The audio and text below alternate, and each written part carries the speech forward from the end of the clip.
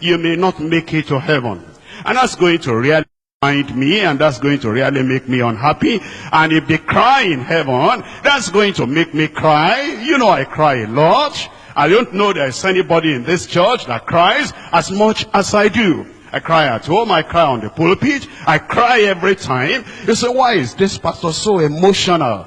You'll be emotional like me if you saw the people you are laboring on, and you give your whole life, and you read every day, and you pray in the night, and you do everything, and you lavish everything on them, and you turn your back on the world, and you turn your back on your family, and you turn your back on everything, and then just to pour it out to the people, and then when you serve the food in the place, they put the place upside down, they throw the food away. You will cry if you were myself, cry if you were me, you were myself.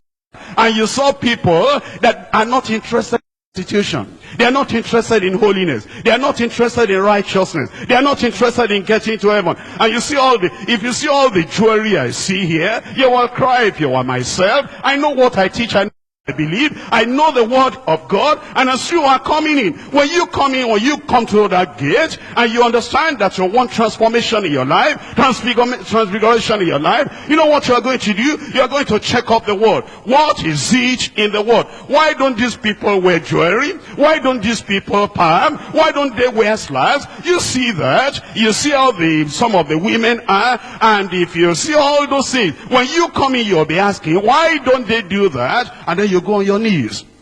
Lord, give me what they have got. You say, Lord, I want to get ready for heaven. And you know, if you are not interested in the word, why are you there? Why did you come to waste your time? You know, all that we have here, there's no convenience here. It's only those who want to get to heaven that should be here. Am I right? So, if you really want to get to heaven, that's what we're telling you, till old age. Even when you grow older, take an example from me. I shouldn't be talking about myself, but take an example from me. I've been preaching this salvation now for more than 20 years, in fact for more than 30 years.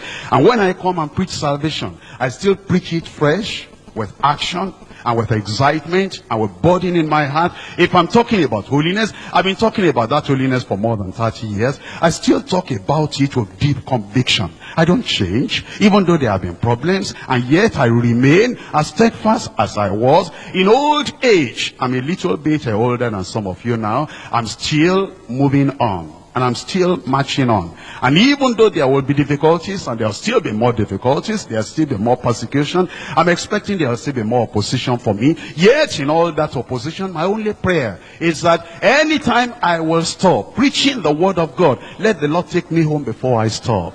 Anytime I will not be able to declare unto you, I have become afraid of you members of the church, the people I brought into the kingdom. I have become afraid of the people I brought into the kingdom, and then I will close my mouth. I will not be able to tell the truth. Oh Lord, if my converse will make me backslide, if the people that I brought into the kingdom will shut my mouth, I will not be able to tell the truth. Take me away, and then give them another person that will tell them stories. Give them another person that will deceive them. Give them another person that will not be able to take them to the kingdom. If they don't want to get to the kingdom, don't match me with you. Don't get me to your company. I want the people that want to stay in this church, and they want to stand by the word of God, and they're interested in the word of God, and you are committed to the word of God until old age. I know what they do outside. We know the kind of things they're doing outside there. We want the people that will stand on the word and say, until we become 70 or 80 or 100, whatever it is, we want to get to heaven. If you want to get to heaven, if that is your desire, can you rise up and talk to the Lord in prayer? That